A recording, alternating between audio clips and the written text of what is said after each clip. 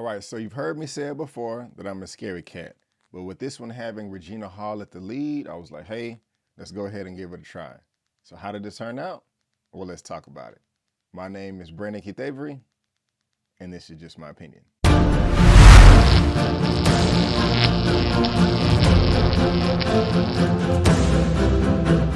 Hey, what's going on, everyone, and welcome back to another episode of Just My Opinion. Thank you for tuning in. I really do appreciate it. For my Amazon movie review for Master. And if this is your first time finding me and you happen to like the video, please give me that thumbs up and consider subscribing. So guys, I am just a huge fan of Miss Regina Hall. I mean, this woman can do no wrong to me.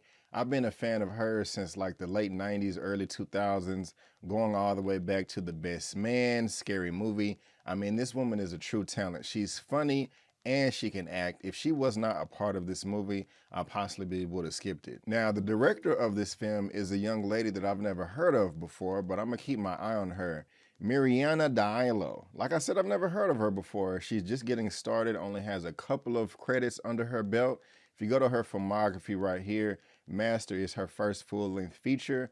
Prior to that, she just had a couple of shorts and a TV series that you can see right here called Random Acts of Flyness. If you've seen any of those and you like them, please let me know down in the comment section below. And guys, this is being described as a drama horror mystery. I love my dramas and I love my thrillers. It's just those horror films I stay away from for the most part, unless it's a slasher film. But thank Regina Hall again for bringing me here. But before I get into all the nitty gritty, all my likes and dislikes, let me tell you exactly what this film is all about. Two African-American women begin to share disturbing experiences at a predominantly white college in New England. And just real quick, guys, my expectations for this film was very low. I like to tell people that because your expectations does affect how you feel about a movie, good or bad. Now, the first thing that I liked about this movie was the way it was shot. It reminded me about a film that came out about 9 or 10 years ago. It was another horror film that kind of creeped me out.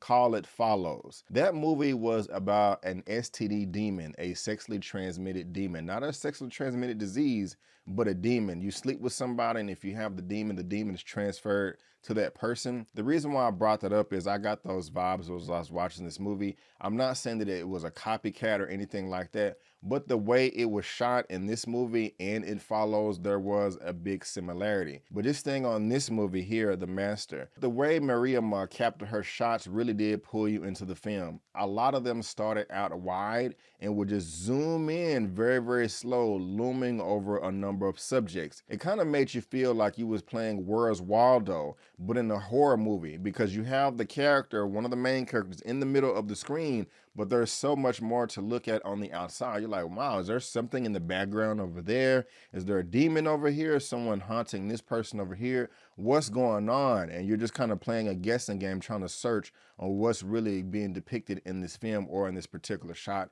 And I really did like that. Sometimes it's zooming in and sometimes it's zooming out. And that's just a great way to keep the audience members' attention. The next thing that I loved about this film is how they showed how racism is so embedded in this country and or this college in McMaster in New England. I mean, it is everywhere. And I do love the way they showcase that. I mean, when you have this PWI, predominantly white college, and white people everywhere, you just have a sprinkle of black people, maybe 2 or 3, of course you're going to experience racism. There was a line of dialogue in the trailer saying, well, hey, when you have a school that's just as old as the country, a lot of things are going to transfer back and forth, and that is the racism that we're speaking of. And it comes in many forms. Some of it is very subtle, some of it is extremely overt and just like ridiculous. And you're probably asking yourself, how can people ignore this? But they did in this film. It can make you uncomfortable just a little bit, but it is realistic. And that is one of the things that I liked about this film. I mean, it delves into black people and some self-hate issues, not being able to tell black people apart. One of the main characters in this film by the name of Jasmine, who did a great job. My goodness gracious, the way that white people treated her in this film was disgusting. It made you want to vomit. And it's not even overt, but they treated her like she was an unwanted puppy, just an annoying pet that just won't go away, disregarding all of her feelings and emotions or what could possibly be important to her. And the thing about it is the character Jasmine ingested it. It's like she didn't even know what was going on, and that was sad just because of her upbringing. I've never heard of her before, but here she is right here, Zoe Renee. She did a great job in this film. She's 25 years old, born in 1997, and I will keep my eye on her.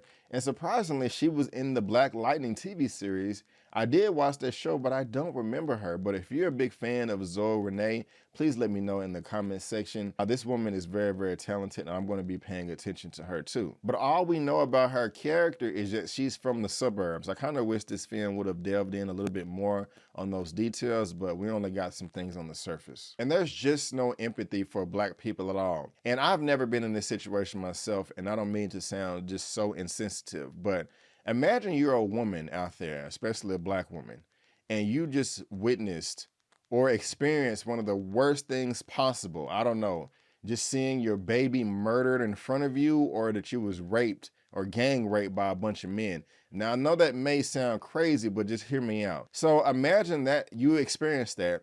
You go to a white colleague and you're just distraught. You know, you're in tears. I mean, that's an understatement. I mean, you're just falling apart, understandably so. And you say, oh my God, I just saw my newborn baby murdered right in front of me, or I was just gang raped and I don't know what to do, and you're just falling apart. And this white woman is looking at you, listening, and her response is, girl, you know what? I can relate. Yesterday, I was going down the stairs trying to make a quick turn in the kitchen and I stubbed my toe. Oh, and it hurt so bad. Yes, we can relate. We can relate. What? Exactly. That is how some of the Black people are treated in this movie. And it's, like I said, a bit uncomfortable, but it's realistic. Also, Black people are never given the benefit of the doubt. There's always assumptions being made, like they're being made in this film as well. And there are true accounts of Black terrorism going on in this movie, and they don't do anything about it. They just treat it like a bunch of seniors throwing toilet tissue on a tree as a prank or something like that. Treating Black people like they're all the same. I mean, I can just continue to go down the list. It's ridiculous. And the last thing that I absolutely loved in this film has to go to Miss Regina Hall. Her performance in this film was fantastic. I'm not going to say that it was Oscar worthy or anything like that, and I'm not saying that she's not that talented. I mean, she is, but I'm just saying, you know, it wasn't that high caliber in this film, but it was still great, and it does deserve some recognition. But what I loved about her the most is her growth in her character. She started off at one point in the film, and by the end, she elevated to a whole nother level, and I absolutely love that. I wish I can talk about it right here, but I don't want to spoil anything for you. But I wish that every Black person in the country or in the world would have the revelation that she had in her mind towards the end of this film, and then move accordingly in the future based off of that. If that would have happened, I have high hopes in the future for all Black people worldwide. All right, guys, now we have to get to the bad. The bad is this is a horror film, and if you look at the trailers, they talk about this campus being haunted. And I feel like there was absolutely no payoff in that aspect at all. It was unnecessary. I don't even think it had to be included in the film. Jasmine's character is having nightmares. And at one point in the film, I don't really know if she's having nightmares or she's actually being haunted. Well, she is having nightmares, but the way that they kind of mix those two elements together can be quite confusing, and they don't really explain it thoroughly enough for you to enjoy yourself, in my opinion. Also, guys, there are too many important plot points or stories that they introduce in this film but don't circle back around to. I mean, I don't know if it's just left on the cutting room floor or what, but it's just like, wow, okay, this is the direction that we're going. I can't wait to see this develop more in the film, and then they never come back to it, or it's abandoned, or they just never explain it thoroughly. To where it just leaves you confused, and you're like, what the crap was that about? Like, why did y'all even put this in the movie? Now, I did love Regina Hall's performance in this film and her growth. Her character's name is Gail. I love that. And I saw the whole process of her growth and development. But Jasmine, the other main lead in this, it kind of skips around like hopscotch. Where see her journey throughout this film, and then it just teleports to the end. It was like, what? That's how you're going to end her character right here? I mean, we don't get any more from that. I don't understand the transition at all. I tried to watch it multiple times just to make sure I didn't miss anything, and things just wasn't clicking for me, and that was very, very annoying. And also, guys, this is a horror film, and it's not that scary. I mean, it's not jump scares or anything, and there are a few lingering shots that made my skin crawl and send a chill down my spine. But y'all, I'm a scary cat, and I know that if I can sit through this film and make it, everybody else can too. I mean, seriously, you're not gonna have any nightmares or daydreams or, oh my gosh, what's behind the door or under my bed? No, no, no. Some films are scary enough to where they haunt you for weeks. You know, you don't want to go to sleep with all the lights off. You turning them on and with the windows open. Well, actually, that's probably not a good idea, but I think you get what I'm trying to say. But it's not scary. So again, just to recap real quick, I love the way the film was shot. I love how they depicted racism in this movie, and Regina Hall's performance was great, and I love the growth of her character. The bad is, I did not like the growth of Jasmine's character, and this movie is not scary, and they left too many plot points abandoned and never circled back around to. And unfortunately, it comes down to, will I be able to recommend this film to somebody else or not? Well, I'll tell you at the second when I give you my rating for this at the very end of this review. But for right now, guys, that is just my opinion, and I want to thank you so much for tuning in. If you did like this video, again, please give me that thumbs up and subscribe to the channel. Helping me reach 40,000 subscribers, my next milestone, all the way to 100K. And you're probably asking yourself, Brandon, why in the world would I want to subscribe to your channel? I mean, there's so many out there. What's so special about you? Well, there's nothing special about me, but I'll tell you what you're going to get. You're going to get some movie reviews, which I have right here. Also, some spoiler movie reviews. Also, a weekly movie news roundup show to where I compile all the movie news for the week and break it down with a panel of guests every Sunday, 6:30 p.m. CST.